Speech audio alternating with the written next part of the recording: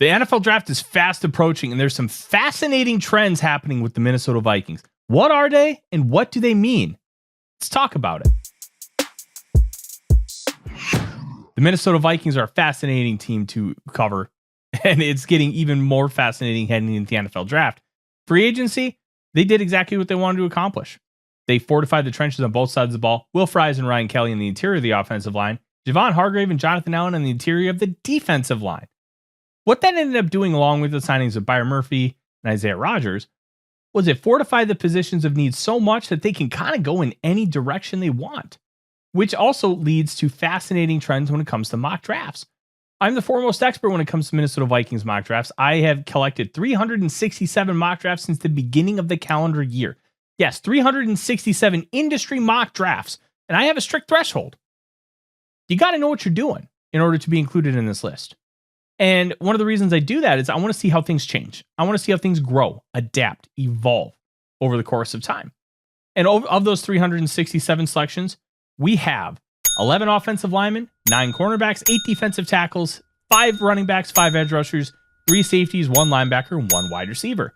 That 1 wide receiver is Travis Hunter, who was projected to go to the Vikings in January in one of the early mock drafts. It was a little weird to see him down that far, but we know how Deion Sanders' Colorado program is viewed nationwide.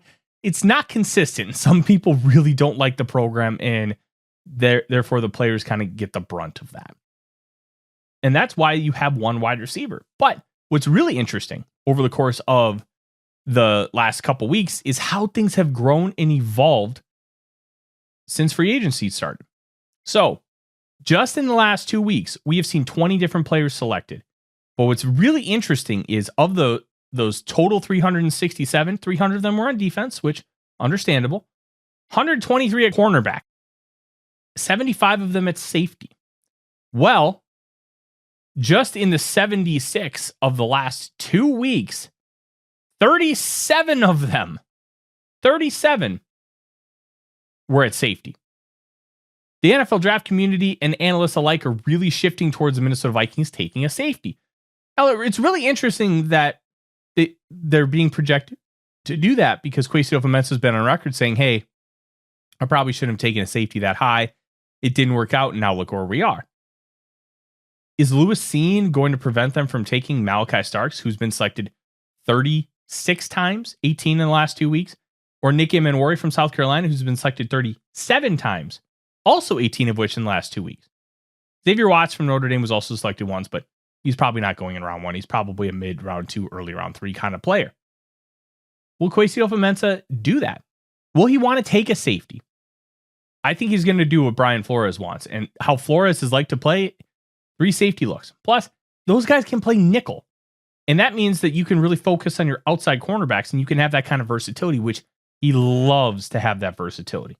So it'll be interesting to see how it parses out, but it's clear that the shift is going towards safety, not cornerback, but safety. Is that the right trend? We're going to find out more how that trend is going to continue, because right now we have 2 weeks of data on that shift post beginning of free agency. Jahdae Barron had 6 selections and Siobhan Revel Jr. had 5. So cornerback is still a priority for these mock drafters. Will it be a priority for the Vikings? Time will tell. But there's some really intriguing prospects, and we're going to dive into that throughout the rest of draft season here on this channel. And you're going to want to hit that subscribe button. I'm Tyler Forness with AZ Sports. Skol Vikings.